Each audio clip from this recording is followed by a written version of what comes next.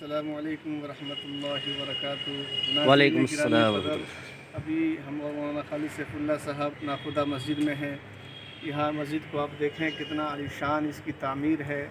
تعمیر کو دیکھ کر معماروں کے دست پر، ان کی کاریگری پر اللہ تعالیٰ کی قدرت، اللہ تعالیٰ نے کیسا کمال ان کو عطا کیا تھا بنانے والوں کو۔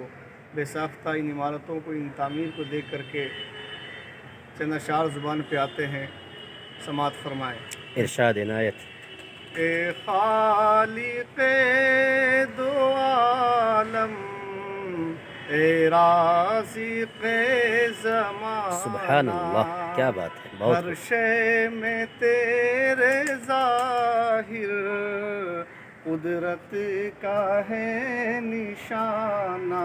کیا بات ہے، بہت خوب، ماشاء اللہ۔ دیتا ہے رزق سب کو، کافر ہو یا کہ مومن، دیتا ہے واہ واہ واہ، رزق سب کو، کافر ہو یا کہ مومن، ماشاء اللہ، سنتا ہے سب کی باتیں، پاگل ہو یا دیوانہ، سبحان اللہ، بہت خوب بھائی، کیا بس بات ہے۔ ایک مدعا ہے، ہم بے کسوں کی سن لے، کہیں آمین۔ آمین آمین بس ثم آمین یا رب ایک العالمین۔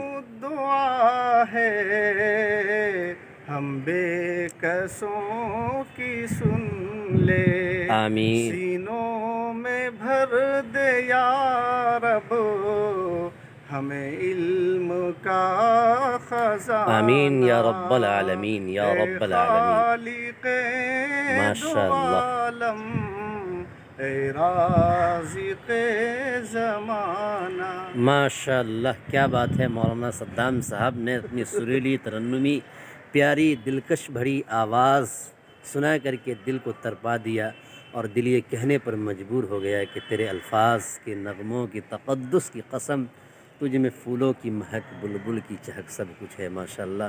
اللہ تعالیٰ اور بھی مزید آپ کی آواز میں اضافہ فرمائے، آمین ثم آمین یا رب العالمین، وآخر دعوانا ان الحمد للہ رب العالمین۔